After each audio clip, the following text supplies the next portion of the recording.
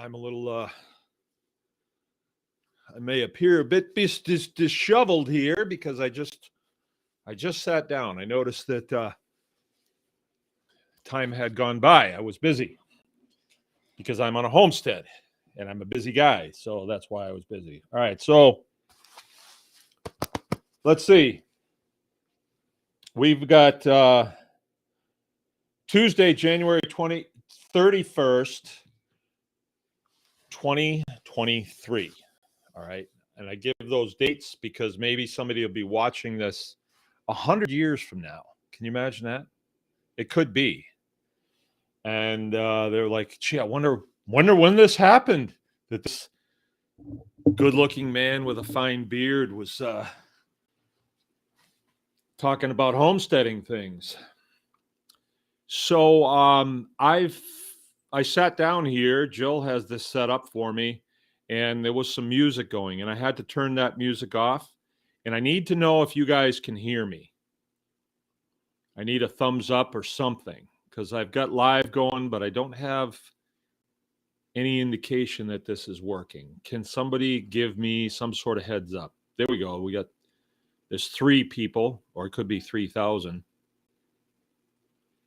Somebody say something. Can you hear me? All right. I got a thumbs up. So that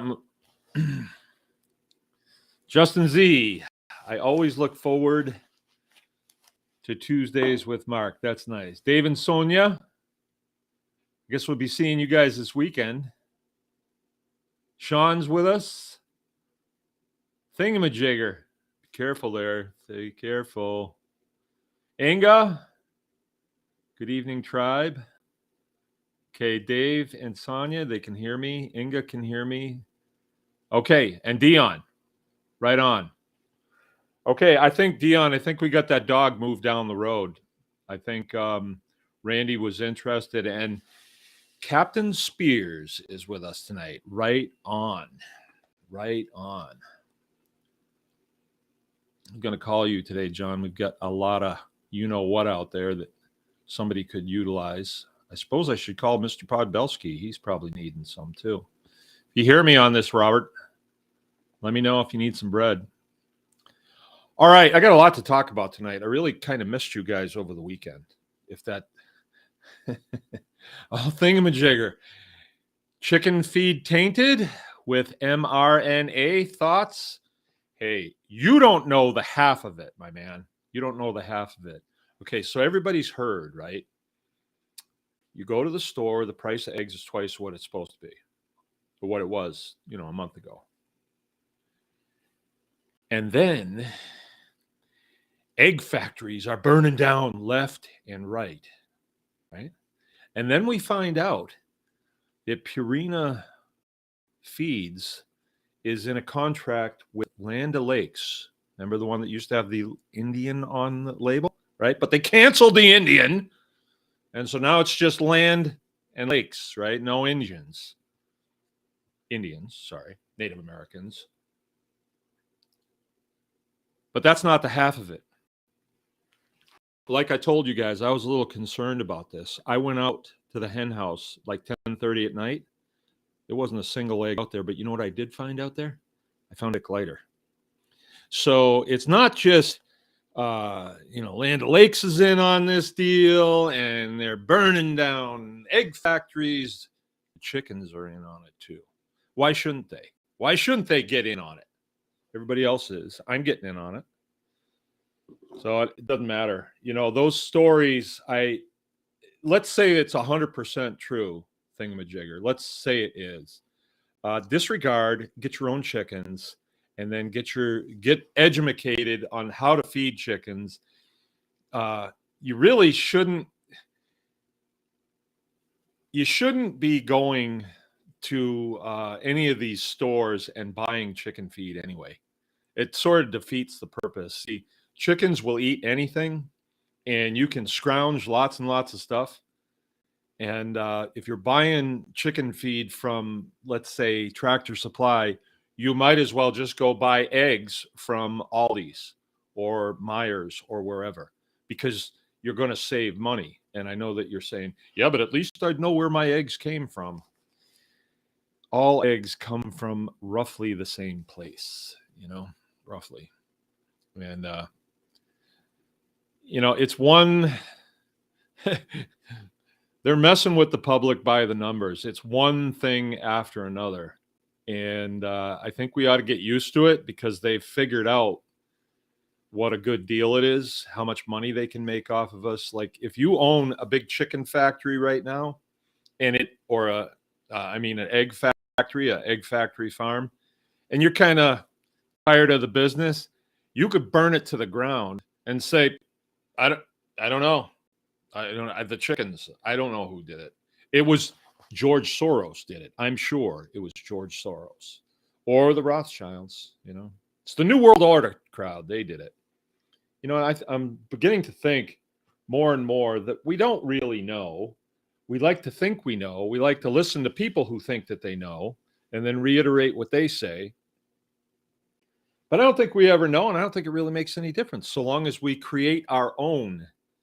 We create our own. Raise your own chickens. Let some of them sit on eggs. Then you'll get chicks, and then you'll get some more chickens, and let them feed off of the things that you can grow, potatoes and all the scraps and stuff from the house, because you're going to be eating anyway.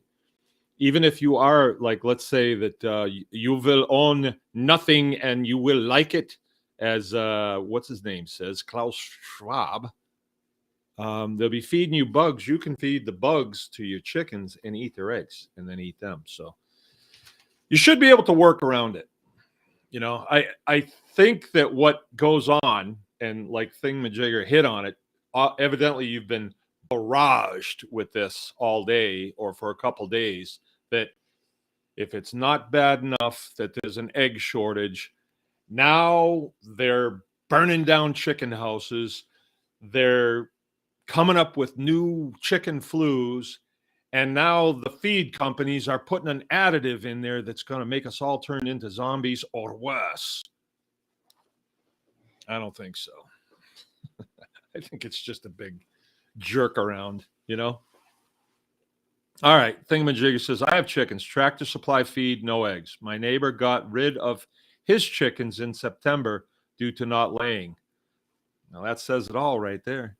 That says it all. Well, if you have chickens and you're feeding tractors, I don't want to be condescending. I had a bad experience today, and I think I'm passing it on to you, Thingamajigger. Then get a different feed supply.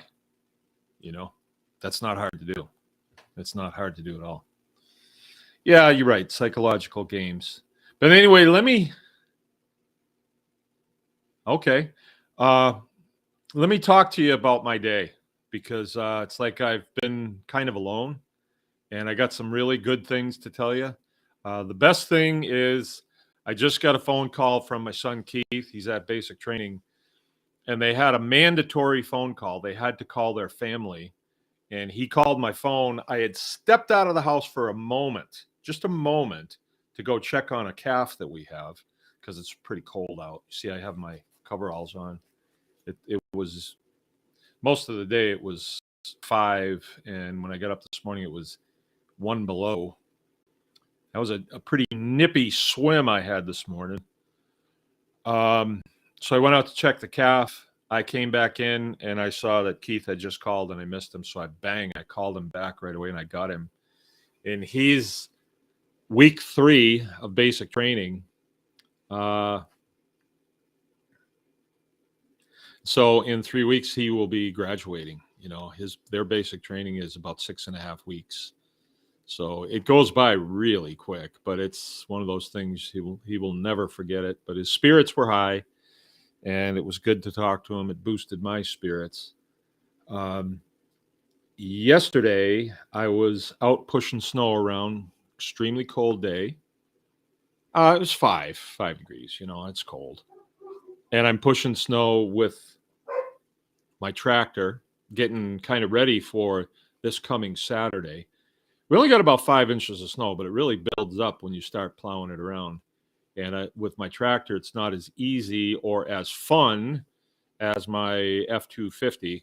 But I'm not rushing anybody. I want it done right for the ears that are listening. I want it done, everything done and done thoroughly and right and correctly.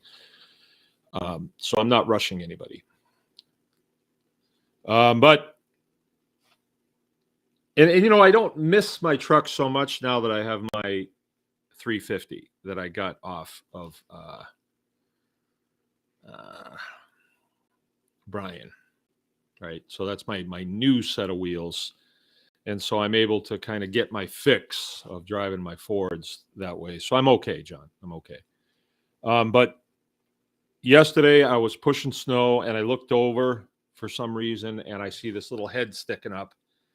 And I thought, whoa, I got a calf out there. And, you know, when it's real cold, you want to be on top of that. You know, it was windy too. And so I shot into the house and I said, hey, we got a calf. I'm going to need some help. And took a bale of straw, big bale of straw, because I was thinking, well, we'll just get some straw out. The calf will be fine and everything will be all right. Got out there. The calf was pretty weak and pretty cold. The ears were frozen. Not too bad, but out in the wind and outside, it was not going to work. And so we put straw in the bucket of the front end loader and brought the calf up. The mother is a Holstein. She's a really good cow, but she just does not have the mothering instincts because they've been kind of bred out of the Holsteins. I would say that for sure. And so she dropped the calf, licked it a few times, then went right back to the bale feeder. You know, so she wasn't going to take care of it enough. In the spring, she does okay. In summer, she does all right. But in the winter, I don't think it was going to work. So I brought the calf up. I've been working really hard getting this area ready for this event that we're going to be having this Saturday. It's the midwinter meetup. I got a long list of people that say that they're coming. And Jill has said, no, you got to RSVP or we're not going to let you in unless you pay double when you get here. And then we might not let you leave. But it was heated up. And so we brought the calf in. And I did make a video. And honestly, when I made the video, the calf's neck was bent back and was kind of doing the Ray Charles. I mean, like the Stevie Wonder thing, you know, just kind of going like this. And that's not a good sign. And so we got the cow in and we milked her. Thank you to Jim and Jill, because they had to really watch their sixes going down there with Endeavor, our bull. And then got about a quart of milk down into the belly of the calf. The calf settled down and slept for like a couple hours. And then boom, that head came back up, dried off. The fur was looking good. The eyes were bright. And I thought, man, we're out of the woods. But there was a problem. There was a problem. When we were bringing that calf out of the field, we noticed, hey, there's another one. But this one was brown and white, looked more like a Guernsey. The one that made it is dark brown and white, like a Holstein, but not black. So it's like dark brown. So nice coloration. She's got a heart right on her forehead, or maybe it looks like a teddy bear. And anyway, that other calf was dead. And I just took a quick look at it, and I assumed that Cece had twins. That was my assumption, because the other cow that was out there that was supposed to calf, she did not show any signs of having calved. Like there was no blood under her tail or anything like that. So, and she was actually down with Cece's calf looking at it. So I thought, this doesn't seem right. But anyway, we did what we could for the calf that we salvaged, little female. And then I went back up and I looked at the other calf, and it was a male. And so when you have twins, usually if they're both females, that's good. Then you've got two heifers. That's good. If you've got a male and a female, then it's called what they call a free marten. I have no idea why they call it that, but usually a free marten calf is sterile. Only about 10% chance that it'll take. So that was bad. Like, you have a heifer and okay, this is our next cow that, we're going to raise up for our herd, and winds up being sterile. So I got a dead calf and I got a sterile calf. So I wasn't super happy, but we're still going to take care of her and raise her. And then I was moving the other cow up. I wanted her in the barn if she was going to calf last night.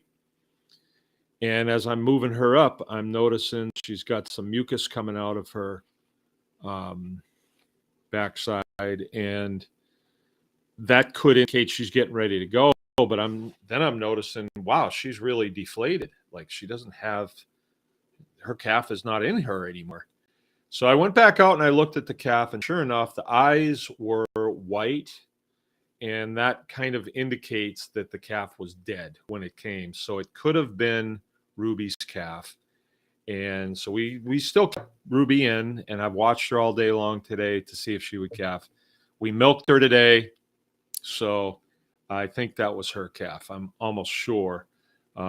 Joe Higgins saw a picture of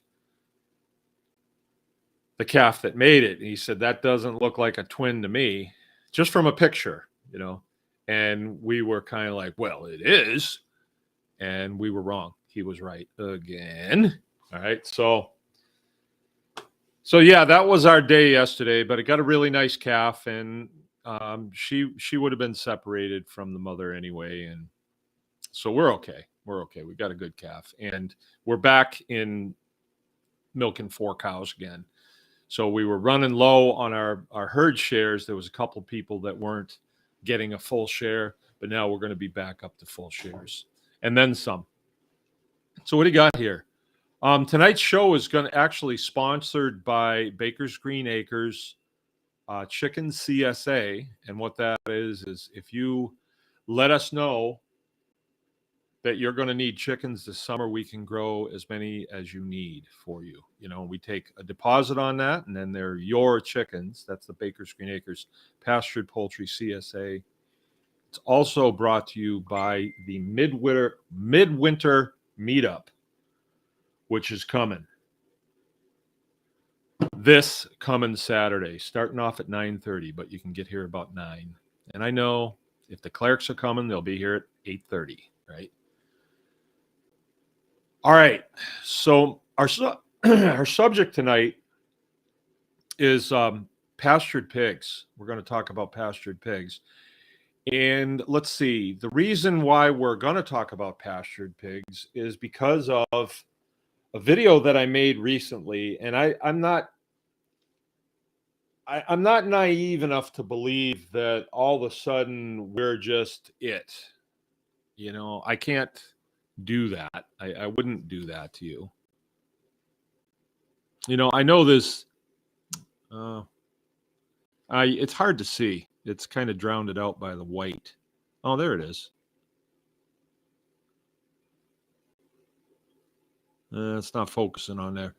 You'll have to trust me. This is on the Anyone Can Farm experience on YouTube, where you are now, so you can check it out. And it's how to grow your own pig food on pasture. And this is a video that Joe made. I'm in it. I did a little bit of the talking in it, and I think it was last Thursday. All of a sudden, it started getting a lot of views. It was put out 7 months ago, and as of today, it got 80,000 views. And if you look at other videos that are on that page, like here's the cow butchering on the homestead, which I thought was a really good one. Well, it's got 2.3 thousand, so that's climbing too. Yeah, I don't know where that was exactly, but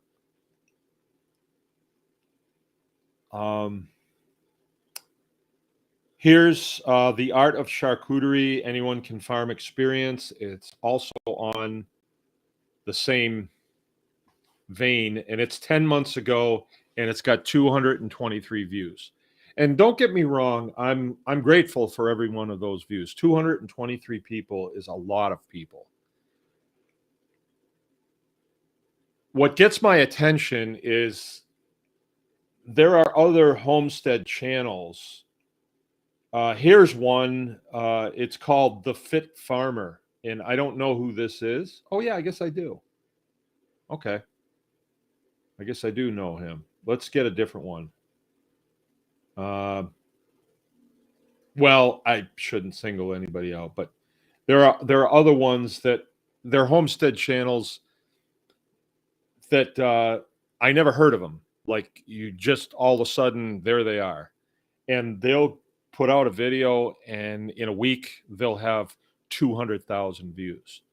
So I look at my 223 views, and then their 200,000 views, and I got to say to myself, what's the story here? What's the difference? You know, what kind of content are they putting out that gets that, people are that interested in? Or is there something else here? And you really don't know. My gut feeling is on a lot of this is there's certain things that if you say them, they kind of put you behind the 8 ball, but I don't want to be a defeatist exactly. And then all of the sudden, one of my videos gets 80,000 views. That's where it is right now, 80,000.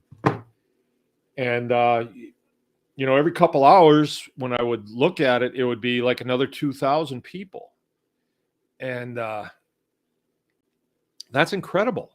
That's incredible.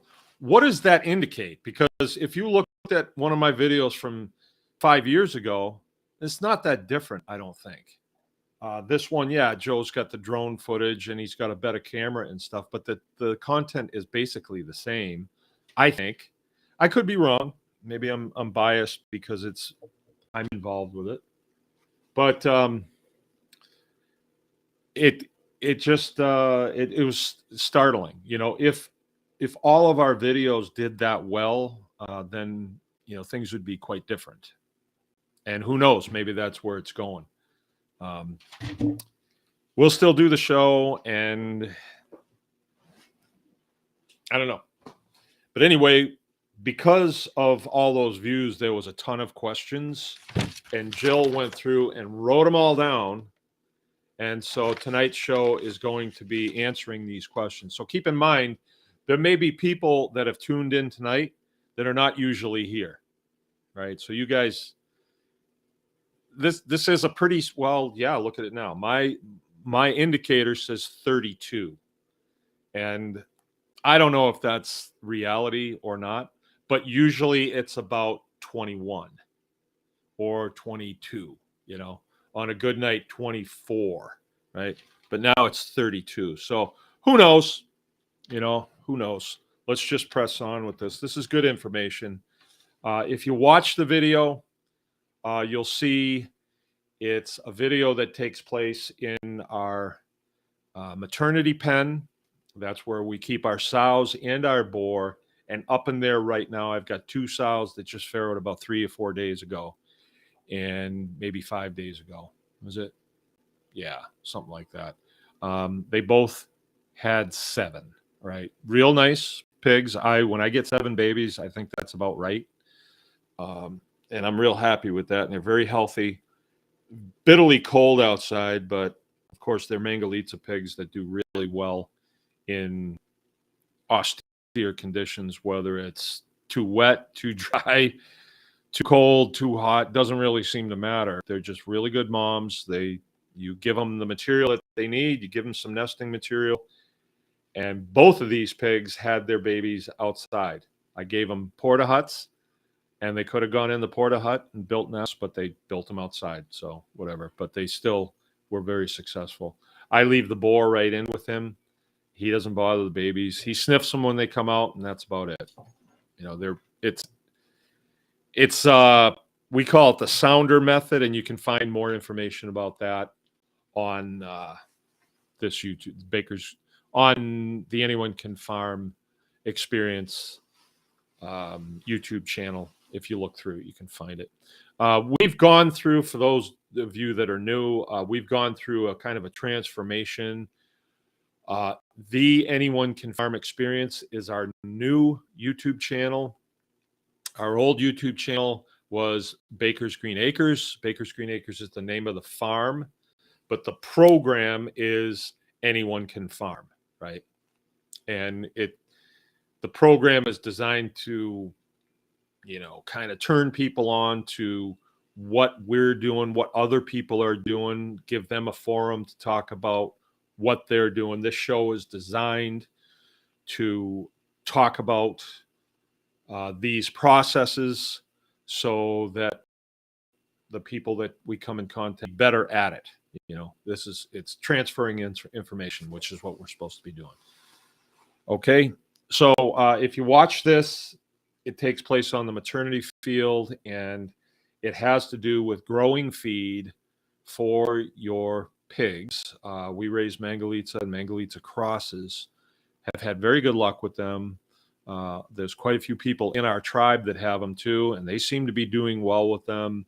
It's kind of nice that we have this tribe because we've bought and sold each other's pigs, and we've helped each other out, and we've conducted classes on processing the animals, which, if you've been with me for any length of time, I believe that is one of the keys to successful homesteading, is to be able to own as many of the processes as you possibly can.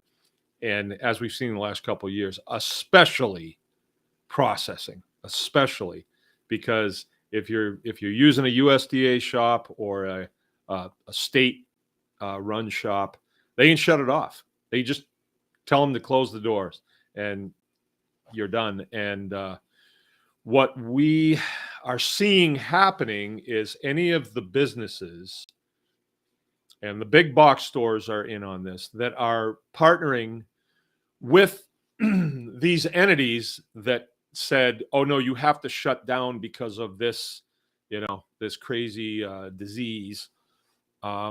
They have not recovered. Even though they stayed open the whole time, they still haven't recovered.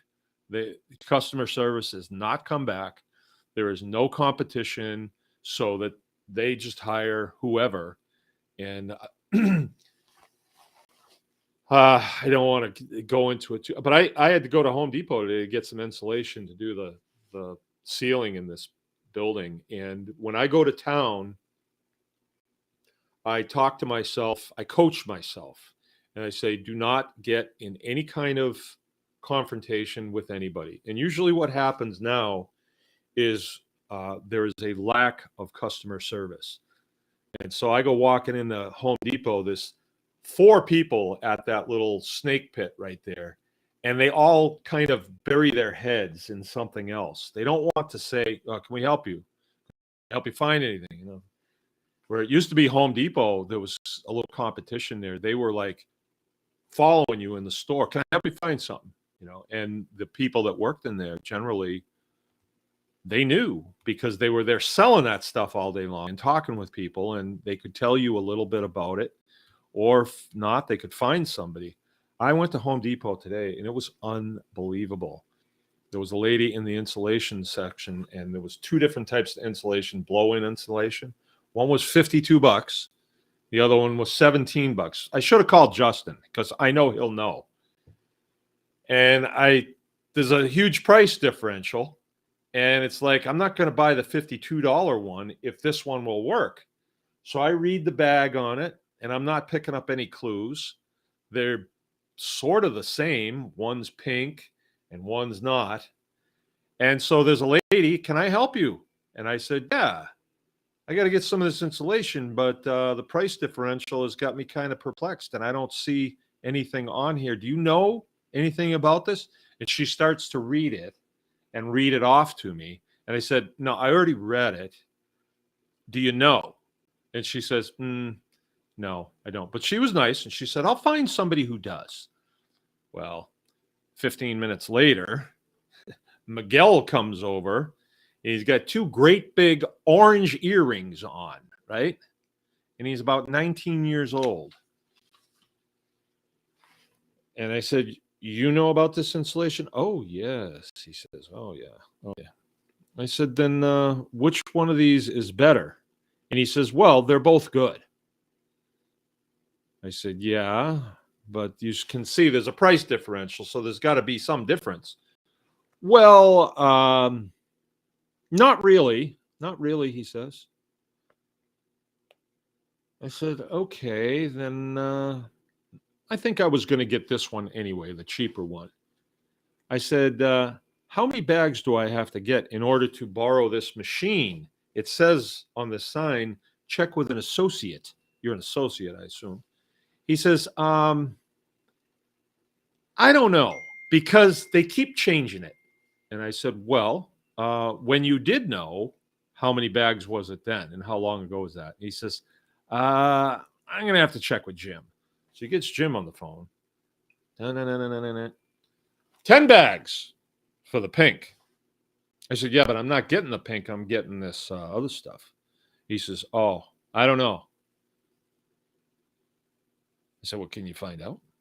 He says, yeah, probably. So he calls Jim again. And this is like taking some time. I hate to tell this story because it's really depressing, but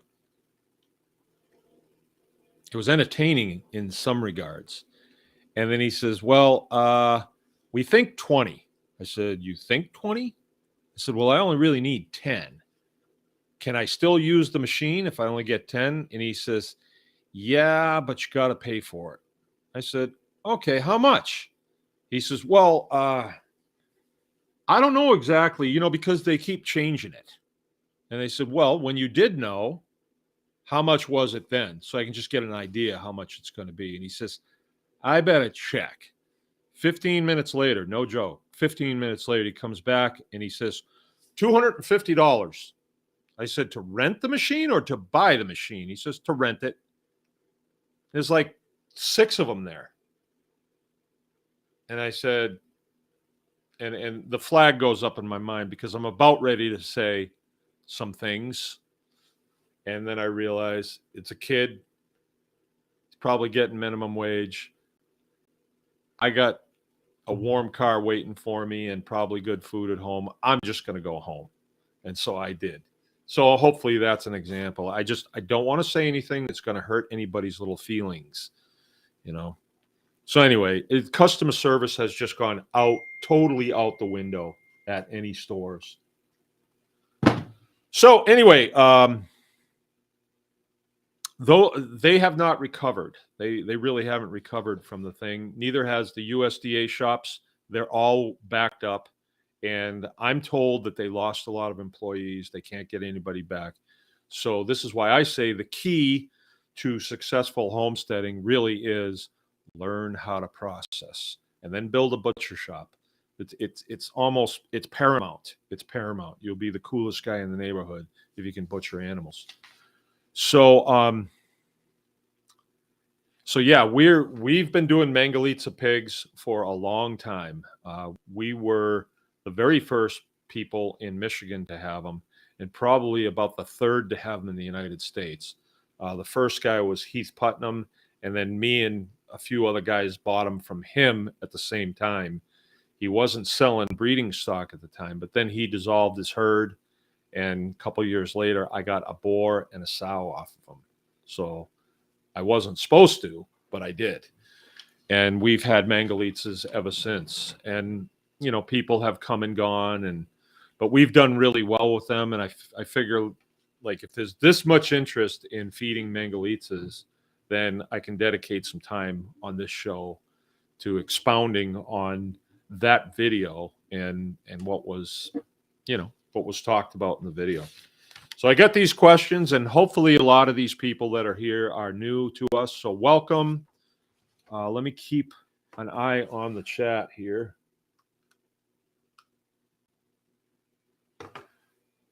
So I want to try and talk to those too. Dion's saying a quart of milk a day gives a chicken the protein it needs for egg production if you are concerned. There you go. Crunchy is with us. We grind up the less desirable bits of hog skin and feed it to the chickens. Our birds started laying more regularly since we started doing that. Boy, that's a good idea. That's a really good idea, because you wind up with a lot of skin when you butcher the way we do, and Crunchy does it the same way we do it. You know what else I've been doing too, Sean, is I get we're doing a lot of pigs and we wind up with a lot of fat, and we take the fat and grind it, put it in bags and put it in the freezer, and then when we need to render it, it's ready to go.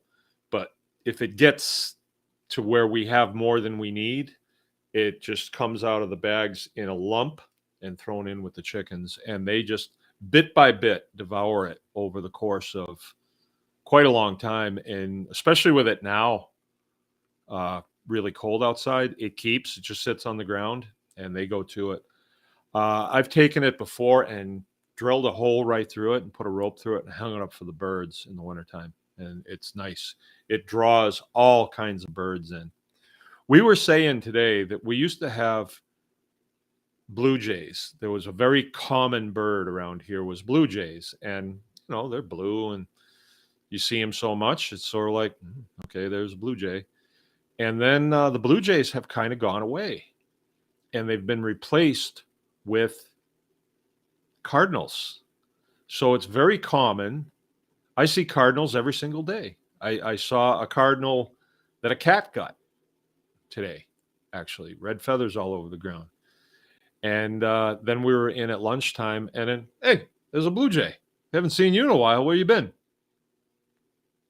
All right. All right. So Inga says psychological games. Yeah, it is. And we don't have to play the games. They're just trying to draw you in all the time. Remember when Dallas was on? I was overseas at the time.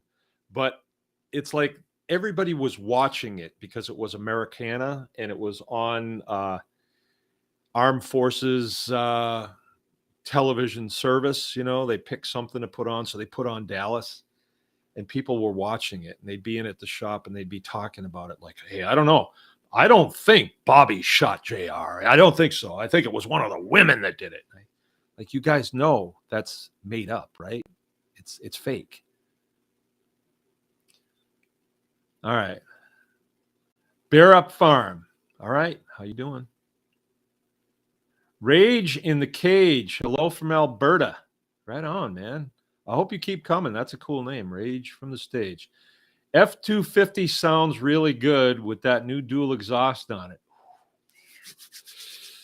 You guys don't know, I've got a 1974 F-250 Ford four-wheel drive. It's called a Highboy. It's a dent side. It's a 74 with a 390. It didn't come with a 390. It was swapped out. And I've had it for, let's see, somebody have to do the math for me, but I got it in 96. I got it in 96. And I got it off the second owner, right? And I've had it ever since, and I love the truck. I love it. I brought it to Michigan from Montana. I drove it here. And it's starting to get a little bit of rust on it. So as soon as Spears puts together his body shop, it's going in to get new fenders, new inner fenders, and a whole bunch of stuff done to it. I want it to be really nice. It will be my daily driver again. It was for a long time, but I started driving the man van, and all right. Boy, I can't wait to hear that. It's a good truck to drive too. 4-speed transmission. Man, it's faster than a lot of cars on the road. Scrap 5000. I've been feeding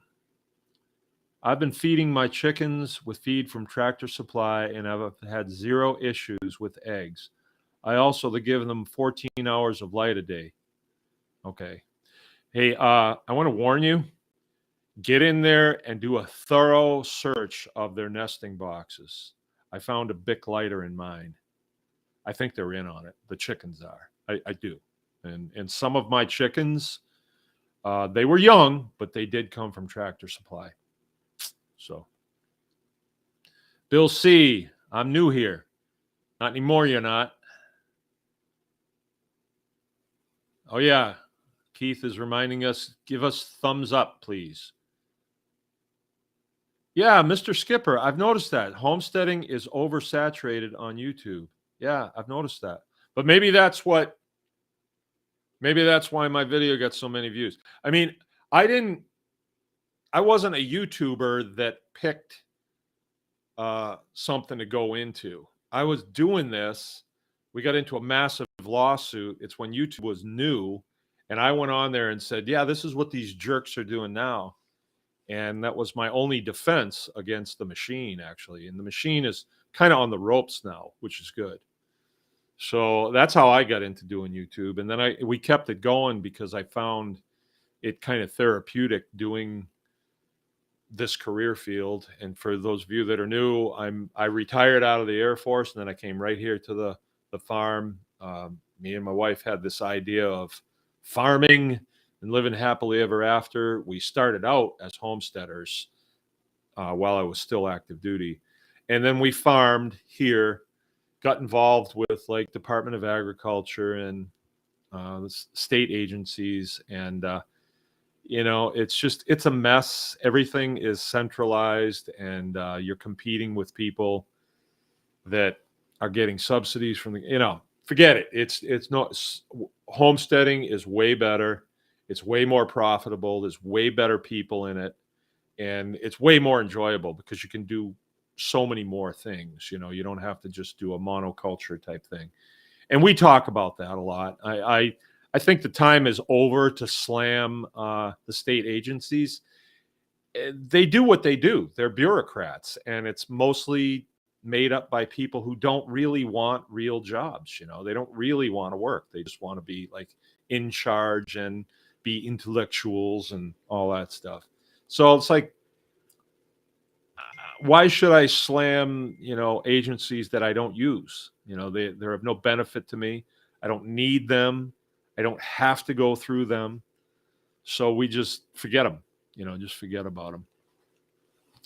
All right. Bear Up says, if people in your area better start buying chick when they can from you. I was watching another video about a federal organization that is in charge of chick regulation, and that was mentioned. There's this thing going on YouTube, on alternative media, and it's on mainstream media too. It's called Trained Despair. Is that what it's called? Trained Despair. So they'll tell you these stories, and you conjure up these ideas of, oh my God, a federal agency that's going to be shaking me down to see if I've got any chicks. They come up with these stories, and then they get told and told and told. I don't know. Like, who would benefit from that? I'm not really sure that the federal agencies care. If anybody benefits from these stories, like the egg stories, it's industrial agriculture, because they can think about it. They went from $1 or 79 cents a dozen to $4 a dozen. Who does that benefit? Them. And all they had to do was burn down a couple egg factories and float some gay stories. And what have they made? There's a really good movie that came out. Oh, this was way, way back. It was called Trading Places, with Dan Aykroyd and Eddie Murphy, of all people. And there's these rich guys, and they meet every day at their rich guy club, and they're reading books and drinking, but very classy, a lot of wood and a lot of like ritzy suits on, and servants and all this stuff at this club. And they make a bet that they can trade the place of Dan Aykroyd, who is aspiring to be one of these rich guys, and Eddie Murphy, who is like a street panhandler. They can trade their places. And they do. And it's a bet. And when the bet is settled, it's for $1. And they have a chuckle over it. But they've just ruined people's lives, you know. And I don't think that's too far off, honestly. I don't. I got to rub shoulders with extremely wealthy people. And one of the things that I noticed with extremely wealthy people is they're a bit psychopathic. Yeah. Yeah. Where middle class, poor people, they kind of care about each other. They do stuff for each other, you know. So I kind of wonder why they want us all separated. That's what you do in a prison camp. You keep all the prisoners separated, lights out, no talking, all that stuff. All right, so you know, when they float a thing like this, was it a month ago or maybe 6 weeks ago that the commander in chief said that, oh yeah, be ready, food shortages, they're coming.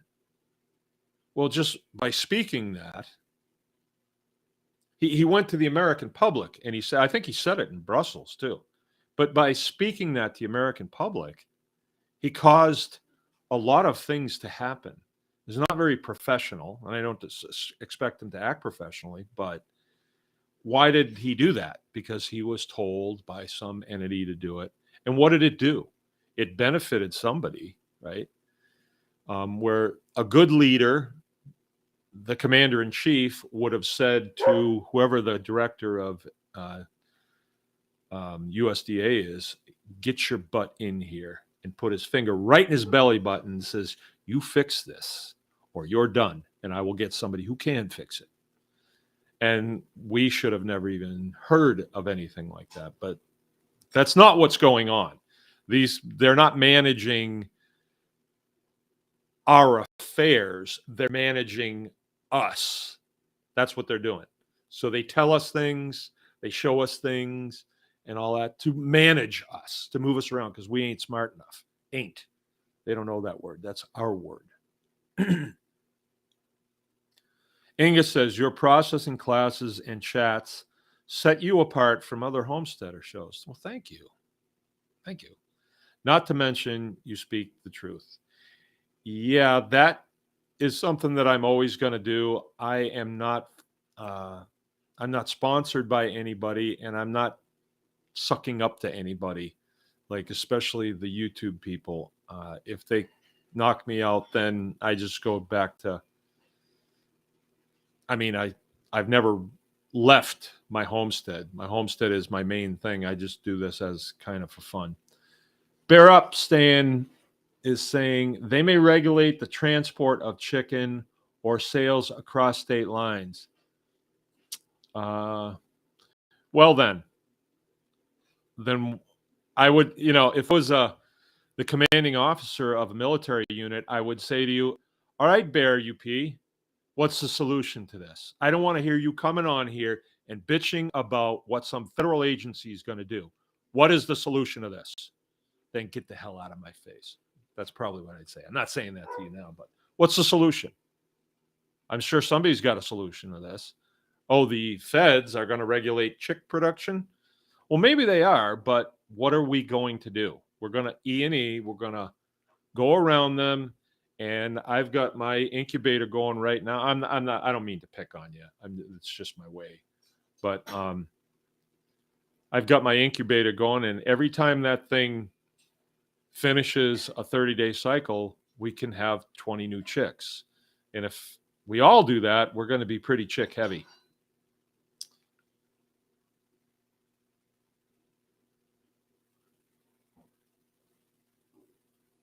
Okay. The ghost is with us. Barry UP. The video is by Yananis TV, titled 2 Events to Watch in February. All right. I'll check it out. Inga, take a look at the video by Yamasaki TV about the federal regulations that may affect. Well, that's the thing. You know, we're homesteading, right? All right. I got to do something about the noise going on out here.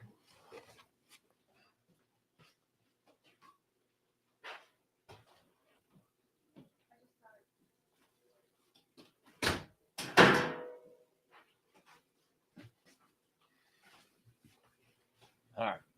Once in a while, I have to quiet people down a little bit. And I got to get to these questions. I do have to get to these questions. But let's say that some federal regulation comes down and it's going to say, well, because of this, you can no longer have chicks at your house. I mean, what are they going to do? Mandate it? Like the face mask or anything else? And didn't you learn through that unless they have you buy the short ones, they're not the people that you should be listening to, right? If you want eggs and you want to eat chicken, then do it yourself. And if they come out with a regulation, just say, oh, isn't that a nice regulation? And then go back to business doing what you got to do, right? If there is a law that is passed, a federal law, and you know what that takes, it's got to go through the House and then the Senate and all the committees and all that stuff, and then it's got to be signed into law by the president himself. If that happens, then your chick would be against the law, right? It would be the same as having crack cocaine, right? It would be a controlled substance. It would be against the law. It'd be like armed robbery. Well, in that case, then I would say, take your chances. But if it's a regulation that violates the law, which in this country is, enumerated in the Bill of Rights in the U.S. Constitution, Fifth Amendment especially, your life, liberty, and property is protected under due process of law. If their regulation is repugnant to the Constitution, then you're under no obligation to pay any attention to that. Why? Because nobody can do a thing about it. It's like, put that mask on, sir. You just walk right past them. What can they do? They can't touch you. What are they going to do? Call the cops? They tried that, and it didn't work out too well. And even down in Detroit, they wrote a bunch of tickets, but they never collected on a single one, So I think we should have learned from what we just went through. And when it comes to this, like the chick thing, I mean, who really benefits from a regulation like that? I would, because I'd go full tilt into chick production. All through the whole bird flu that they floated this spring, there was no slowdown in chick production. We could get as many chickens as we wanted. There was never a problem. Now, if there is some sort of regulation like that, it'll just make things better for us, and we'll just get another incubator and start really throwing down on our chick production and making sure people have them if they need them. Their regulations are not law. They're not law. The state agencies and the federal agencies do not make law, and therefore they really have no mechanism to enforce that on private property. So they can make a regulation, but unless you enter into a contract with them, they can't enforce it on private property. Now, if they can get it outlawed, but have you ever seen in American history an animal being outlawed? A plant being outlawed? Plant, yeah. Yeah, we've seen it. And I think we all know the reality of that. Hemp was outlawed because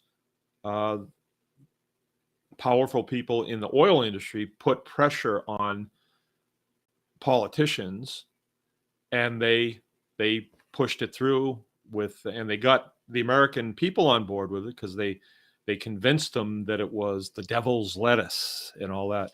Well, where is it now? I mean, it's prohibition.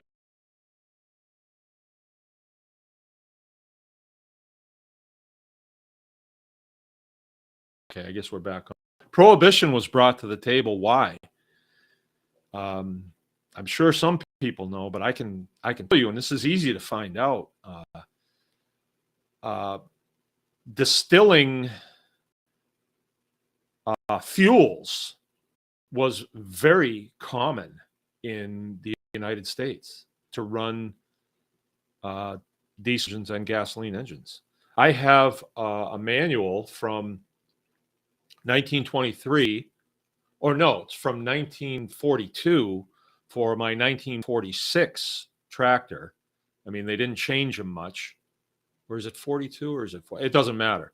But it said to set the timing on this tractor, if you're going to be using tractor fuel, and I had a long process of trying to find out what tractor fuel was. And I talked to a really old guy when I first got this tractor out in Montana.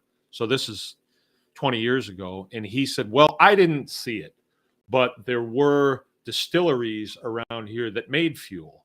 And so nothing went to waste back then. And they had these distilleries where you would bring stuff and they would put it in these big cylinders and pack it in tight and then put heat under it.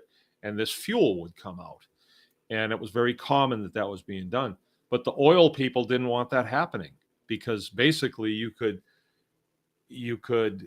run a farm operation with no fuel bill on almost. I mean, you did have to use something to fire it with, but you could use a portion of what you produced to fire it with, sort of like making biochar. But, you know, we can go back to distilling. You can get distillates out of, say, wood chips. It's wood alcohol, and you can run engines on it. And it's on my list of things to do. All right, let me read a couple more here. Wow, this is going. Yeah, Inga's saying, remember the diesel scare? Nothing happened, but it kept a lot of people in discomfort waiting for it. Right on. And it kept a lot of businesses from, hitting the button and saying, let's do this. Let's go into business. Because people would say, well, I don't want to start it now. If there's going to be a diesel fuel shortage, I don't want to start up a trash disposal company because, we're going to be running out of fuel. So that's a lot of people who didn't get going because they were told that the going was going to get tough, Mr. Skipper, and this is all in caps. Homesteading is great. I'm sensing a but. However, every homestead YouTube channel is chasing the same dollar.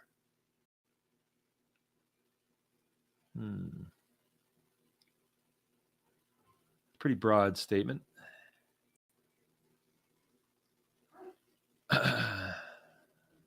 Lots of homestead channels that have sponsors. So is their point of view still fair, moral, and unbiased?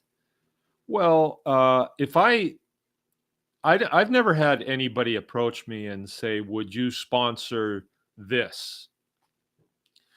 But let's say Leatherman came along and said, hey, Mark, why don't you be we'll sponsor your channel. I'd say, excellent. I use a Leatherman every day. I've had a Leatherman on my hip for the last 30 years. So I'd say, yeah, I could do that because I believe in Leathermans. I can buy anything I want. I could buy a Gerber if I want. But I stick with a Leatherman Surge, and I will until something better comes along, and I haven't seen it yet. They've improved the Surge a little bit, and I like it a little better than I liked it before, but it's still. So you can have sponsors, and if I was to tell you that, hey, this product is great, but I better believe it, and that I think that's what you do. You have an audience and they're used to you telling them the truth. I don't want to say my truth, but what I believe is not the same as what, say, Bruce Jenner believes, obviously. So, whenever the Democrats get into office, you can bet the cost of living will go up because they attack the energy industry every time. I used to would kind of agree with you, but it's sort of like that's their shtick. And when the Republicans get in office, they have their shtick, But I remember several times in my life when the Republicans have had control. And, was it Utopia? No. They're, in my opinion, the Republican Party courted me for a while until I called them on some of their BS. and they don't want to hear that.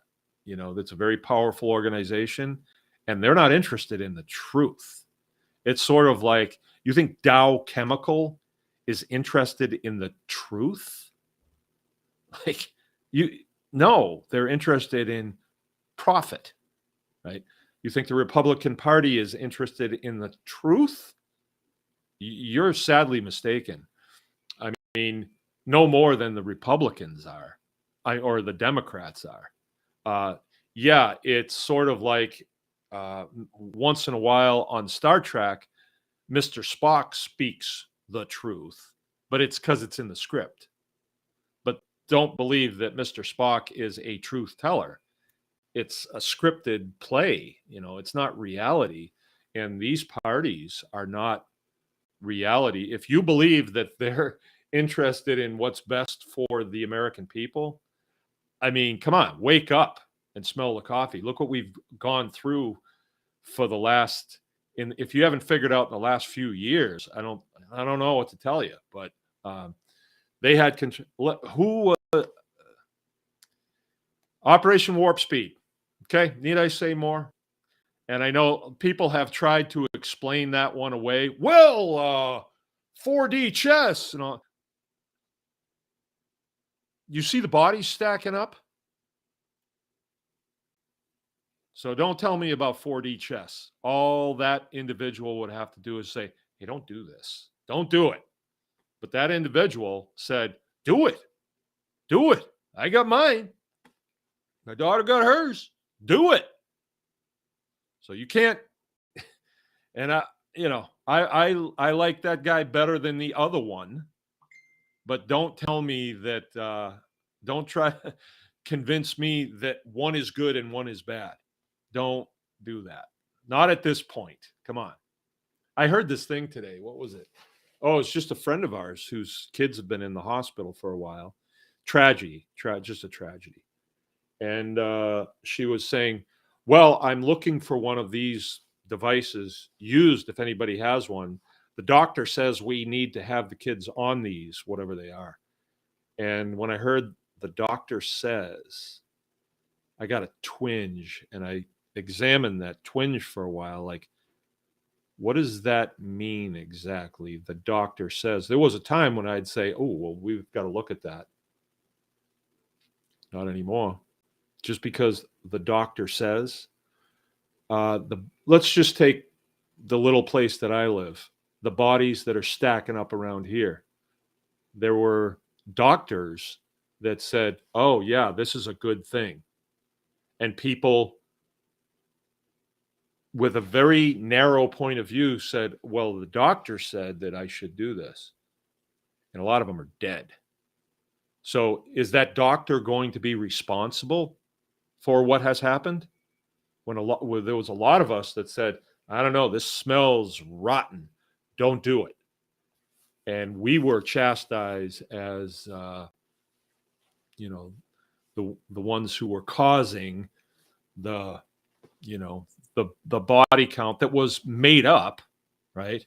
But now we have a real body count, but it's being ignored by the mainstream media, and I can't be any better at explaining this, because if I use certain terms, they'll shut me down. And I didn't come here to talk about that anyway, but all right, Inga, they regulate or enforce. They are part of the Department of Agriculture. What's this? Okay, I don't know about that. Here's nothing new.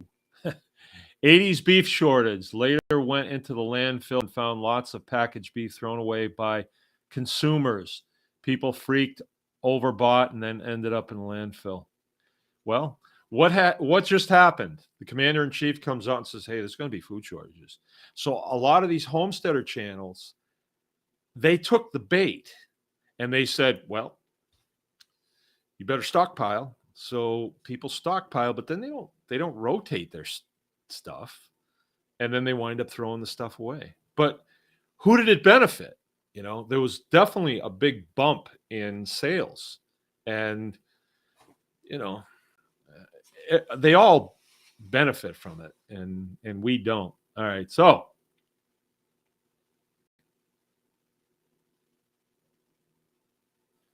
All right, Mr. Skipper says, hello, Mark. I've been following your channel from the very beginning. Thanks for sharing your knowledge, and thank you for service to our great country. You're welcome. I got to tell you, though, I'm one of these guys that stayed in the military for 20 years. I'm one of these guys. And I really enjoy other veterans. I really do. I hang around with a lot of veterans. But I have a lot of friends who were not veterans, and I enjoy them too. So I'm not, and I have children that are in the military, but I have children who are not. So I see good in both places. I do believe we need a strong military. I don't like our politicians, the majority of them. I do not like them. I think that they lack integrity and they use our military in very bad ways. I really think that the human race is advanced enough to where we could say no more. But it's greed that keeps it so we like constantly you're being told that, man, them Chinese, those Russians, they're going to get backed into a corner by Biden and they're going to nuke us.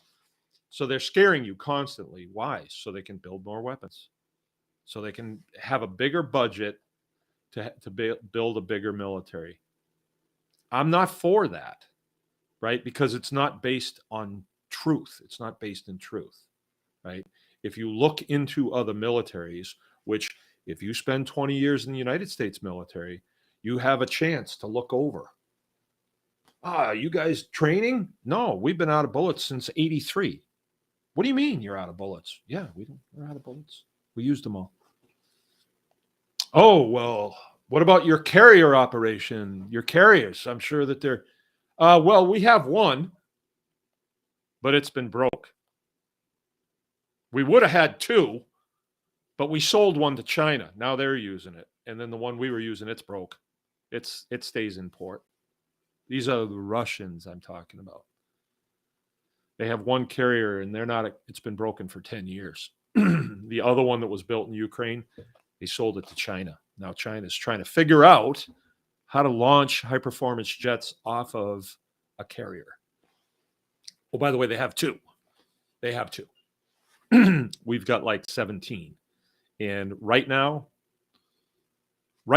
this moment, an F-18 or an F-35 was just recovered. And right now, one was just launched. And they do this around the clock. And we've been doing this since World War II. And you're telling me that there's a real threat out there? Okay. Got news for you. I don't care what expert you've heard. How can you, if you want to be a real threat to other nations, carrier operations is where it's at.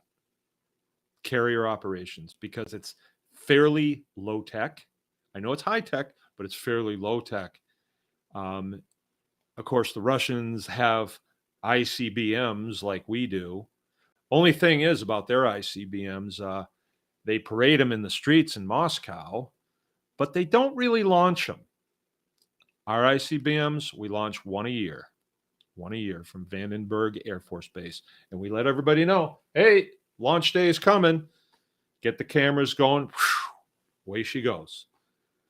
And they say, this is where it's going to land. And it does. And they'll fly it a long distance. I don't know if there's around the world or whatever, but they fly it a long distance, way, way out. And then it re-enters and then boom. So I know we have ICBM technology. Do I know for a fact that we have nuclear weapons? No, I don't. I don't know. How would I know? I mean, I've put my hands on things that had the right striping on them for an active nuclear weapon, but I don't know what was in it. I mean, that wasn't my job to know that. So I never saw a nuclear blast. I've seen big blasts, but I don't know if that was a nuke or not. And it was, like a TV It was a film, so I wasn't there. And I know that may come as a real shock for me to say that I'm not sure that there's any such thing as nuclear weapons. It might be a real shock to you because, of course, we nuked Nagasaki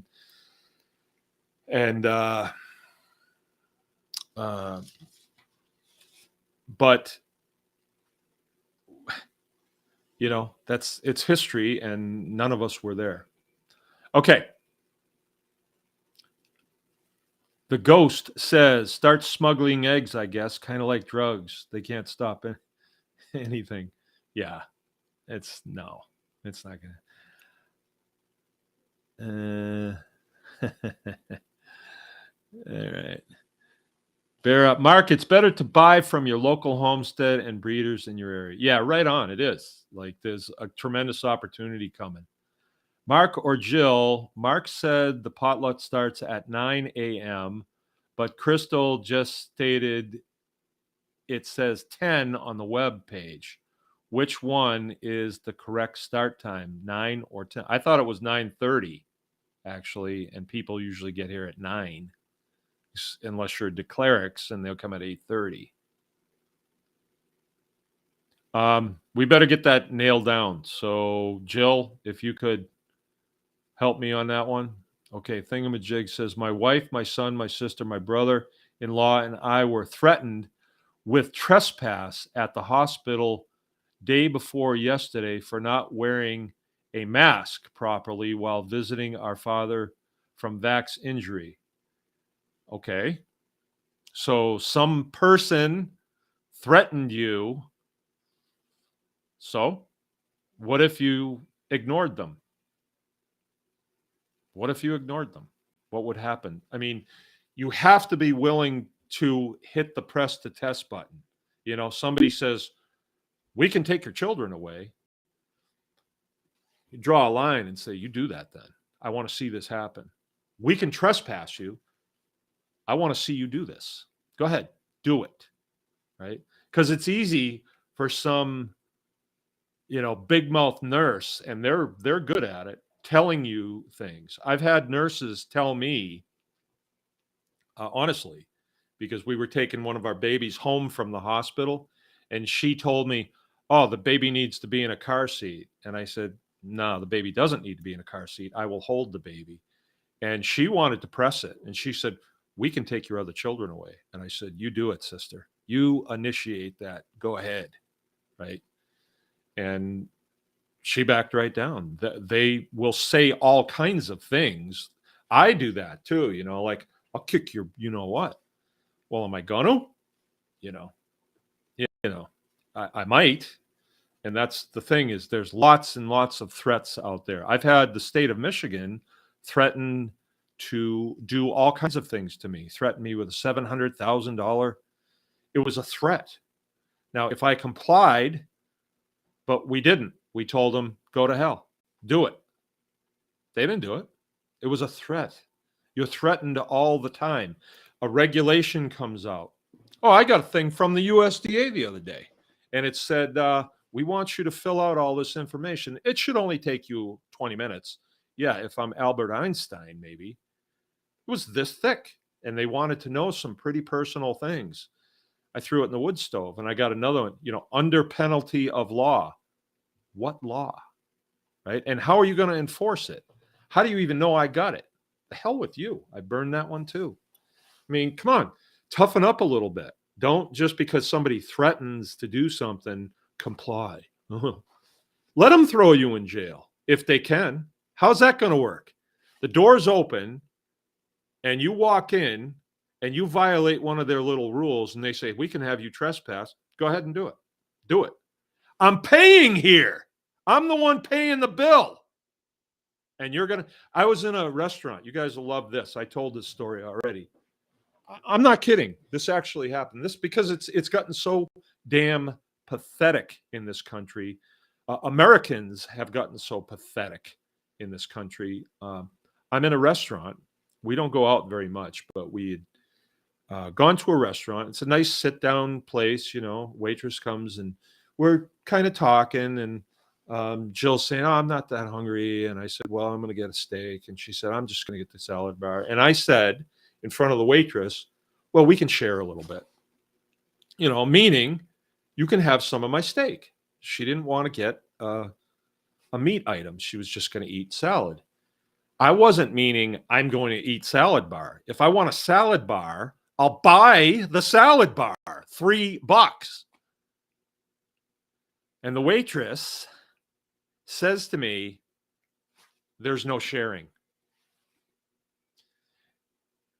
And my kids are at the table, and my kids know how I am, and that if you are going to tell me what to do, you better have the authority to do it, and a gun, right? You better.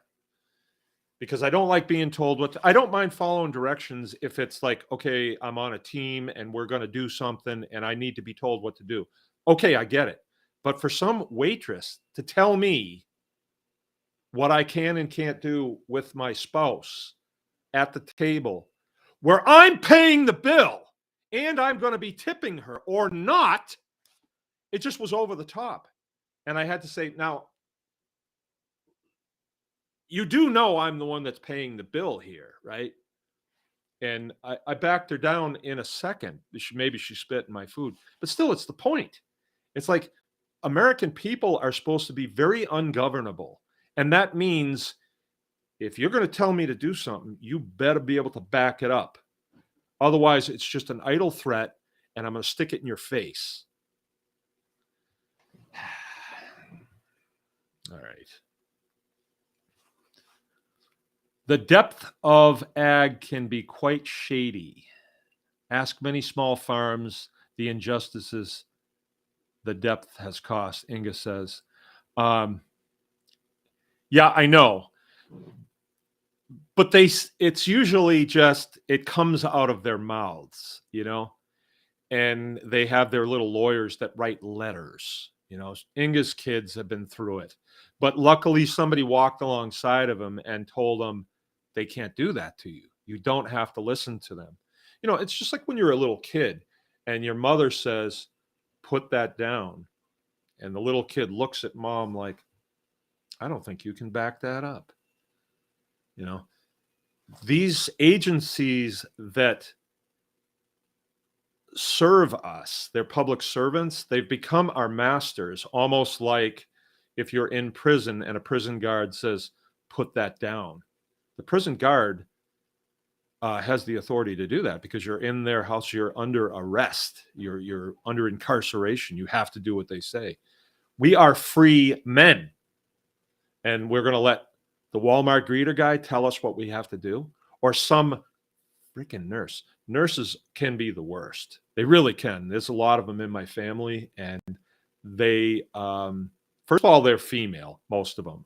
There is one that's male, and he's pretty cool. But the females, when they get a little authority, people aren't going to like this, but especially in that setting, they run with it, and it sort of like it feeds something in them that's missing. I really don't know what it is, but I've seen it a lot. I have a sister that's a nurse, and she's really just sick with authoritarianism. It's horrible. Yeah, I don't particularly like nurses. I don't. I've locked it up with them a lot. Anyway, I'm probably going a little too far with things tonight, huh? Okay. All right, we'll get that straightened out. Fun on the homestead. Join us. The Anyone Can Farm experience product midwinter gathering. Okay, well there it is. Fun on the homestead. Just posted it. So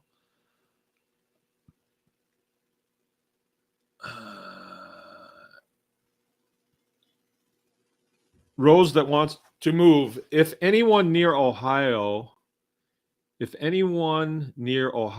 and can get to Polk, Ohio tomorrow, Meyer Hatchery is selling pullets for $2 a piece.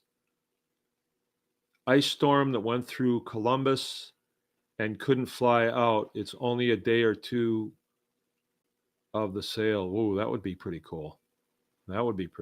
I would take a bunch of them. if I could get my hands on them for that. Brian Welsh, do you do classes on pasteurization and cheese making? We don't do pasteurization, so no. Cheese making, yes.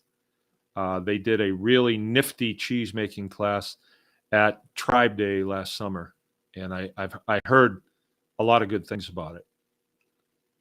Fun on the homestead. I would scoot past this topic. Which topic? Sheriff came and escorted us off the property. 3 of them. Huh. Yeah, I'm not going to go to jail and be pulled out of the fight. Sheriff said that if we didn't leave immediately, we would be criminally trespassed, and if we resist further arrest. Well, it sounds like you did hit the press to test button and they were forced to call the sheriff to get you trespassed. Wow. Good on you then. Good on you. Make them do it. I tell you what, I would raise a stink. I would talk about customer service. I would send a letter up the chain of command. I would. But it sounds like you didn't comply right off. Good. Good. Good for you. Hit the press the test button. Yeah, January 6th. If that's real, I'm not even sure if that's real at this point.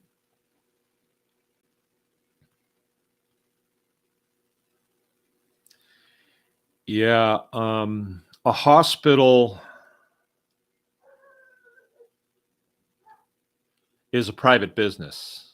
So let's say, Inga, if you come to my house next Saturday and you want to wear a face mask and I say, I'm sorry, you're going to have to take that off. And you won't. It's my house. I could say what I want, you know? And I guess, or let's say you came and were disruptive and I asked you to leave and you didn't. And then I wound up calling the sheriff's department saying, hey, I want her off. You know, it would be the same thing. So they're within their rights. However, they are a business and you have the right to pull your business from them and to pitch a real complaint, you know, by name, you know, bitchy nurses and things like that. You have the right. Yeah, like if it's policy in my house that you're not going to use bad language around the table and you do continually, and I say, do that again, and I'm throwing you out of here. And then I walk over and pick you up by the scruff of the neck. I will take you out and then kick you in the rear end. And I'm within my right to do that. You know, you have the right to free speech, but, you know, not on my property. You don't, if it's going to be like that. And that's the same as, you know, Walmart has their policy, no open carry. In Michigan, you can carry a gun on your hip if you want. But Walmart said, yeah, but not in our store. It's a private store. It is. All right. Yeah, thingamajiggy, you got it right. But at least you hit the press the test button and made them do it. I would have made it kind of painful on them. Like if you didn't leave, then, you know, you've been asked to leave and now you could be arrested. Yeah. Yeah, that's too bad. That's too bad. But you know, they rely on your dollars. I better get to some of these questions. Oh my goodness. I'm just having too much fun. Tell you what. And we got new people in here too. Sorry, you guys came here to hear these. Okay. How many pounds of green rye do you need per pig per day? Okay. In that video, the rye that we plant is, it's over and above what we feed them.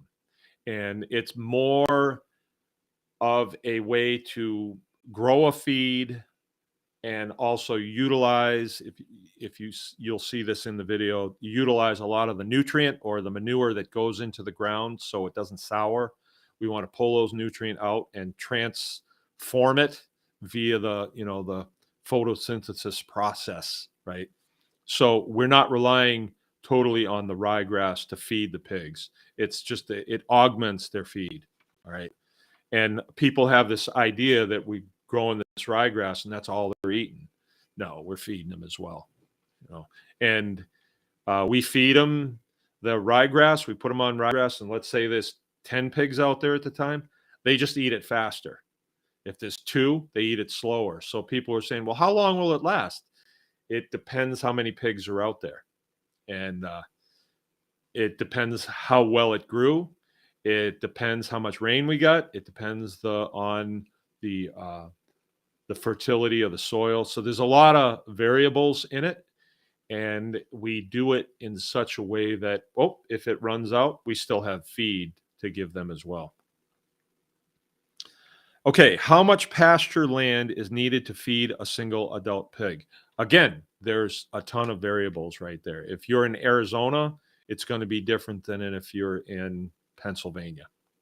So it's really hard to say. And pasture land indicates that we're going to be growing grasses. Pasture would be a grassland that grows. Animals that we're going to be running on there will come across and they will eat, the forage that's growing there. But see, pigs on pasture is a different story. Pigs won't just eat the grass. They're going to eat the roots too. They like to dig, and they're going to get a lot of nutrient from digging. And we actually want that. People get kind of bugged when they first put pigs out on, like, let's say you have a horse pasture and you're like, oh, well, I don't have any horses right now, so I'll put my pigs out there and they can eat some of that grass. Oh, they're going to eat that grass, all right, and the roots and anything else that they smell down in that dirt. And people are like, oh, I'm horrified. Look what they've done to it. Well, okay, just leave them out there a little longer until they've done it to the whole thing, and then go ahead and plant some new grass on there and you'll be okay. So what we do is they tear it completely up, and then we plant new forages in there for them. And it's a continual process. We're not just relying on, the plant species that come back and come back and come back. Although I've got to say that if you run, like where I'm in northern Michigan, if we run pigs across a field that we're going to designate for them, and let's say it's in really nice pasture mixed grass and it's got alfalfa and timothy grass and all that stuff, and they run through it, what'll come up next is, here anyway, is lamb's quarter. It's classified as a weed. I don't know if there's a roster any place, but around, people just refer to it as a weed. But it's a conspiracy, I tell you. It is not a weed. What's a weed anyway? What's a weed?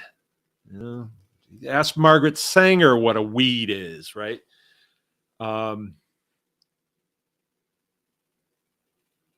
Lamb's quarter is one of the nicest plants that grows.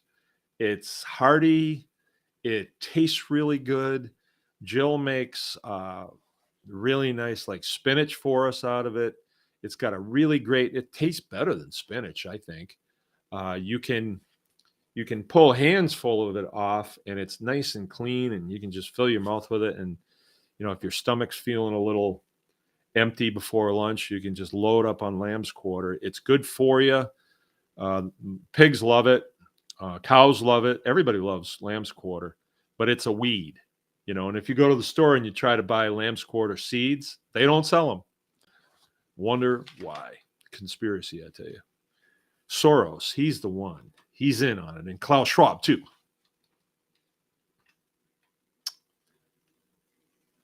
Okay. How much surface area is needed for perennials like this kind of farming? See, now that's an open-ended one, too. Like, for how many pigs? I have an area that is 300 feet by 100 feet divided in thirds. And I grow a lot of forages out there, and I have a lot of pigs on there, sometimes as many as 30 adult pigs. And I move them constantly, you know, so we're constantly seeding something, something's constantly growing, and they're constantly digging something. So we rotate them around on that. It's sort of a system that we've come up with. And that video is available on this channel. So if you look around, you can find it. I do a lot of videos on that because it has worked out so well. One of the biggest liabilities with feeding pigs is feed costs. And, you know, the thing about a pig is it will eat anything. So why are you buying premium feed from the feed mill? Oh, because I know what's in it. You do? Is it from Purina? You don't know what's in it. You think you do. Well, it's got a tag on there. And I say, yeah, that has to do with the $10 an hour employees, that they're mixing it correctly, right? You know what's in it. Okay. With pigs, they will eat just about anything. So if you want to fill your freezer with meat for very low price, pigs are the way to go. And more specifically, the heritage breed pigs. I don't know about them all, but I do know about Mangalitsa. I know about red wattles. I know about large blacks. They're really good pigs, and they eat anything, and they'll turn it into high quality fat and lean. We have Mangalitsa and Mangalitsa crosses. I just like them, and we've had them for a long time. They do really well on it. What would happen if you till in the seeds? In that video, I showed that I was just broadcasting the seeds, and I do that because to set up a drill every time, a drill is a machine that when you put through a field, it puts the seeds down at a certain level under the top of the surface of the soil. And that's a great idea if you're planting certain things. But if it doesn't work, you can have a real mess. And we try to keep things as simple as possible. We talk a lot about seed banking.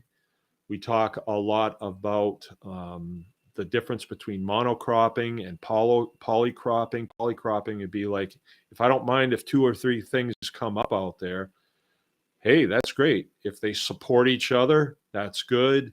Do they need to be planted at a certain level below the soil? Yeah, everything's got to be in a little ways.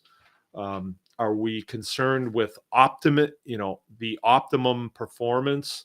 Not really, because let's say we put some seeds out there that do not germinate this time around. Well, maybe the next time they will, because we do have pigs out there that are digging the whole thing up. I don't want to make brain surgery out of it. We try to keep it simple. And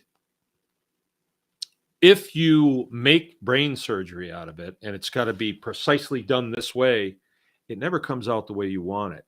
And usually you get some performance that's better and some performance that's less. That's always going to happen. So just run with that knowledge that that's the way nature works, and go with a fair performance that is going to continue on. Yeah, if that's a good way to say it. If you watch the videos, you'll see what I mean. Okay. What do I think about kale?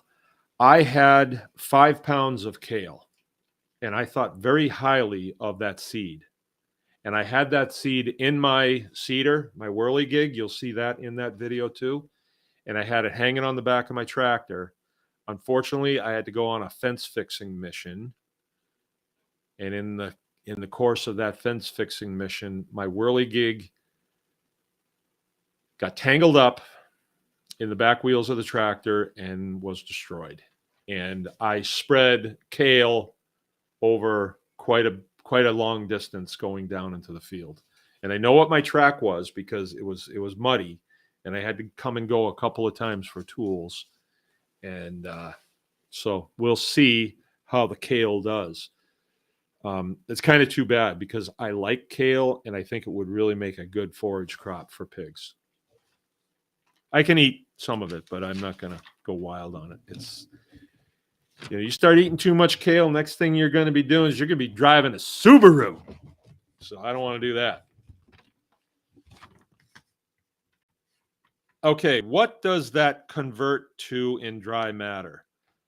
I want to plant pig feed, but need to know how much they're getting. All right, so a lot of guys in that video in the comment section, they said, you're leading people to believe, I am, that the 20,000 pounds of feed, because we're talking 2 pounds of feed per square foot. We did the math on it, came out to 20,000 pounds. If we pull that up, weighed the roots and the stalks and the leaves, and they said, well, when that's dried, that's only going to be, I forget, some guy figured it out. It'd be very little because it's 60% water or 66% water. And I was like, yeah, but it's not like we're harvesting this with machinery, drying it and storing it for winter feed. That's not what we're doing. It's direct harvest. The pigs are going in and they're eating it directly. So I get what they're saying, because in industrial agriculture or modern agriculture, if you go through university schools, they talk about, well, a pig requires this much dry matter per day in feed. And it's a way of standardizing feed, because if you say, well, they require this many apples, well, how much hay do they require? Well, if we reduce it all down to totally dry, then we're talking a unit of measure that we can kind of see on a graph. We can understand it a little bit better. If we talk about feeding, let's say, apples to our pigs, well, are they dehydrated or are they fresh? It would be different. But I think it was a little short-sighted to reduce it down to dry matter and just say, well, that's not very much feed, because the pigs are going to derive a lot of nutrient from that grass as it is out in the field and the roots. They're going to derive nutrition from that. Are they going to, take the water out of that, and is that going to course through their bodies and give them nutrition? Yeah. Well, if we dried it all and they ate it, what would they have to do? They'd have to drink a lot of water too. So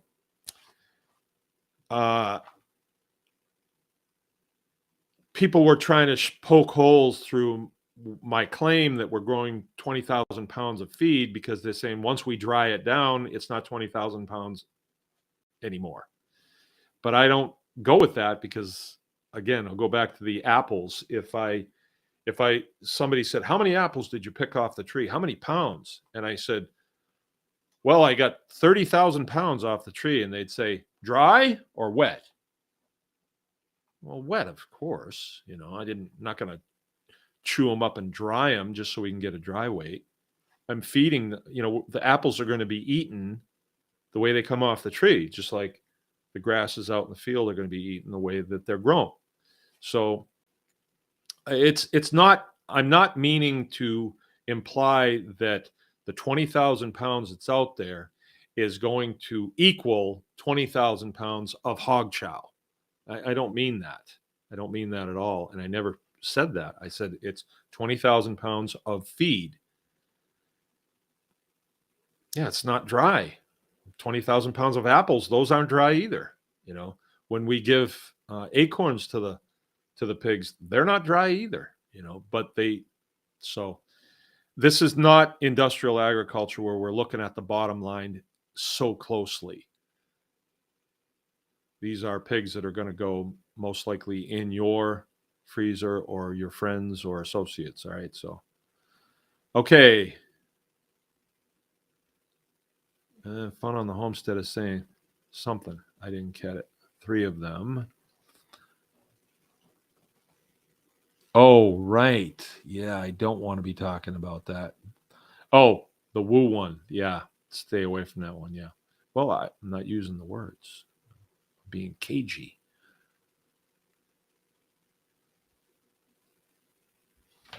The ghost says property ownership is irrelevant in a lot of cases. A business is considered a public accommodation when it's open to the general public. But they can trespass you, can't they? You know, if you start swearing at their employees, they can trespass you. They can say you need to leave. And then if you don't, they can call law enforcement. So, I thought it was stupid too. And, I made a point of walking into businesses and ignoring little people that would jump up and down and say, "You got to put your mask on. You got to put your mask on." And, I never got trespassed because I did make a phone. I called 2 of our county sheriffs, Wexford County. I called him and I said, "Hey, I need to know because we go over there. Are you going to be arresting my wife if she goes into one of these stupid stores without a face mask on?" And he says, "Nah." He says, "No, we're law enforcement officers. Um, that is not a law, and we will not be enforcing that. But if you go into a store and you fail the directives of the employees, like uh, get your hands out of the cash box or stop, eating grapes, they can ask you to leave. And if you don't leave, they can trespass you. And it was always like that. It was always like that. So, although I didn't like the face mask thing, they do have the right to throw you out of their store, and it's like up to them what they're going to throw you out for. Do they want that kind of PR? Do they want a big stink going on in their little store? I don't think so. I've told this story many times. We have a store down in town here, and I would go in there, and the gal would get really hot and bothered. Sir, put a mask on, put a mask on. And I would just ignore her. And I went up to pay for my stuff, and she said, you have to put a mask on. It's the law. And I said, actually, I don't. And she said, you do. And I said, no, actually, I don't. See, I'm standing here and I don't have a face mask on. You see this? And you can't make me. And she said, well, we could call the cops. I said, do it. You get a phone right there. Call them. I'll wait. It's not going to happen. They're not coming. There's only one on at night, and they're not coming for that. She finally quit.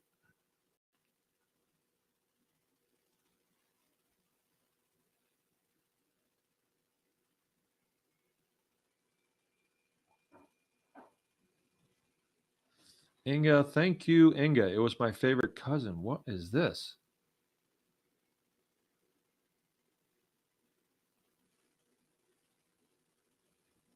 I missed something here. All right, sorry about that. It depends on the situation, according to Ghost.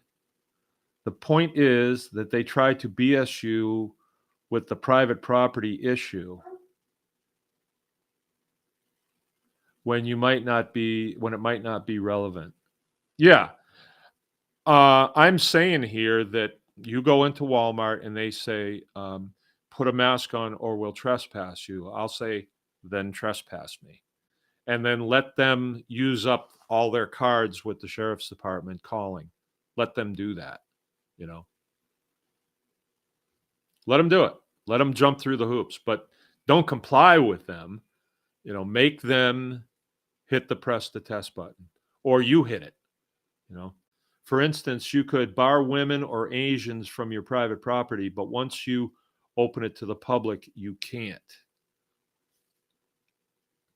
Property ownership becomes irrelevant at that point.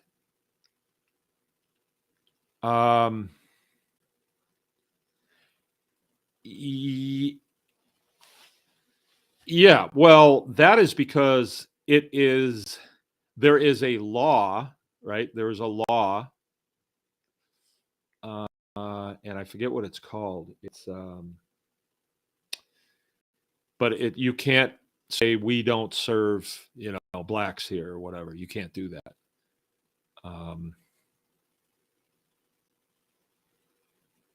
But that's a law. With face masks, I don't think there's a law. I know there's not a law, or else you would have seen people get, like, if I did that, if I said, okay, this weekend, I don't want no Asians or women coming here. Well, that wouldn't go over very well, but I don't know. All right, that's behind us now, though, isn't it? Let me hit a couple more of these, and then I'm going to have to jump off. Yeah, we can safely go 2 hours tonight. Safely. Okay.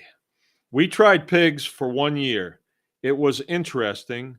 They eat so much, so growing some of the feed would be great. I wonder if there's something other breeds of pigs like Yorkshire would eat that could be easily grown. Thanks for sharing. We had Yorks for a while, or they were Yorkshire crosses. They were just like the factory pigs that I got from a local farm here. I got 30 of them one time. And then we bred them. And they will do a little bit of digging and a little bit of eating off fields. I planted turnips for them 1 year, and they did okay. But when we butchered them, we noticed they didn't really have a lot of fat on them. Right. So they didn't do as well. The other things that we plant that do really well is field peas, and pigs clean them right up. Daikon radishes, or forage radishes, they call them. They love those. Big plumes on them. That's a 5 pound per square foot crop, or sometimes even more. Ryegrass generally is just like a 2 pound, 2.5 pound crop per square foot. Yeah, anything helps. Anything helps. Even if you have a field that's just full of weeds, and you just let the pigs in and eat that, it really helps. It definitely goes to their nutrition. All right, last one. Would pigs eat Johnson grass? Spreads like quack grass. Johnson grass the same way. I have 2.5 acres overrun with the stuff. Yeah, we have quack grass here, they call it, and it spreads both by seed and by rhizomes. So the roots are really vast. They're really neat. They run fairly deep, like 6 inches, and they really run fast. And when you get into them and you start pulling them, you just pull up this spider web of these really neat looking, thick, white roots that if you bite into them, they're sweet. They're really a pretty good plant. And you can't kill the quackgrass here. You just can't. But the pigs will get down in and they'll start rooting. They'll get one of those roots and they'll follow it until it runs out. And they love to eat quackgrass, and they eat a lot of it. Okay, last one.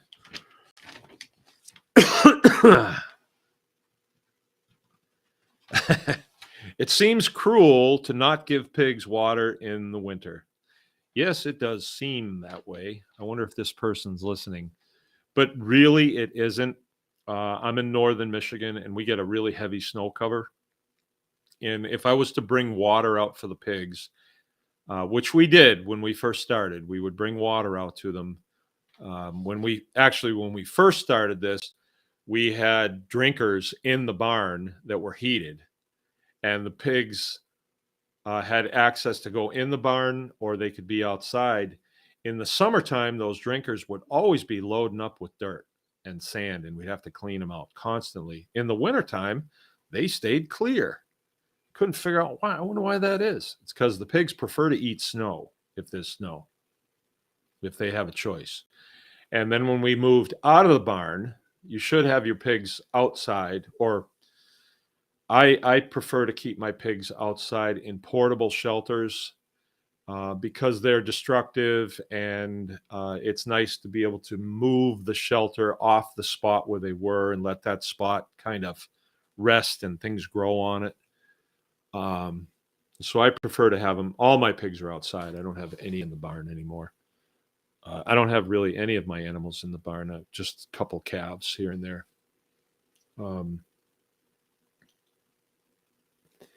And so when we were putting water out for them, they would just play in it. They'd tip it over, get wet, and so on. And then it freezes and you just get a big mess. So we, on the advice of the people that really turned us on to these pigs, and they're from Austria, and people from Austria, they know where it's at. It started out, we were feeding potatoes, and here in the States, people were saying, "Oh no, you gotta cook those potatoes before you feed it to them." And I said, "Really?" "Oh yes, oh yes," they said. And our Austrian friends were like, "What? You don't even have to give them water if you give them fresh potatoes in the wintertime." And I was like, "Well, it's really cold here and they freeze." "That's all right. They'll eat them. They'll bite through them, and they get all of their moisture from the potatoes. And when they get enough moisture, they're not interested in drinking water. They just don't do it." So we feed them right on the snow now, and they eat snow. You can stand out there and watch them. They eat snow all the time. So it's not cruel, really. I know maybe it does seem that way. And you can find a university book that will tell you that if you cut back on their water, you'll cut back on their production. And I think it makes sense to the guy that was writing the book, because you think when you eat snow, there's going to be energy required to melt it in your mouth, and then you swallow it and it's cold, and you're trying to conserve energy and all that stuff. But that's buying into the assumption that there's no energy in cold. Is there energy in warm water? Oh, of course, because we just had to run the water heater to heat it up. All right. If it's wintertime, if it's summertime and the pond is warm, what would we have to do to cool it off? Oh, well, we'd have to run some refrigeration. Oh, is there energy in that cold water? Well, yeah. So there's energy in the cold at this time of the season. And it's hard to wrap your head around, but when you think about it, energy can't be created or destroyed. It just changes, right? On the thermostat spectrum, hot, cold, back and forth, right? And our next subject for next time will be cold plunging in the morning and reaping some of that energy for your little body to get going on your day. Let's read some of these. Potato in, hash brown out. Blistic Mystic, sorry, I just got up from a nap. Drove back to Michigan from Dallas. Second time I've heard that excuse today, Blistic Mystic. Would pigs eat willow, elephant grass, and cottonwood plants and roots? Absolutely. We make it, we do it all the time. If we trim trees, we're throwing the branches in with them. Even I've got hemlock trees in the front yard, right? And hemlock, you don't want to make tea out of hemlock. But we had a lot of the tree come down in a storm. And I just said, the kids were cleaning up. I said, just throw it in with the pigs. And I thought, I wonder if that's going to affect them. And then I forgot all about it. And I was out there and I saw the hemlock, all the foliage gone, all the, it was green. It went down in November. All the bark gone. And they've got plenty of feed. There's always feed out there for them, but they just like it. Okay, Michael Quinn, thanks. All right, you're welcome. Come again. Pamela Watt. Where I buy Mangalitsas? I'm in Texas. You could check is the name of that farm? Jill, are you on? Check with Crunchy Mama Farms. You can find them. Just do a search on Crunchy Mama Farms, and or you can PM me and I'll give you Sean's phone number. I think he's got some, but I know he has friends that have them. I just can't remember. It's like I can't remember exactly what the name of their farm is. I can see the logo, but I'm not remembering it. Maybe Sean can throw it in there. All right. Check with Sean.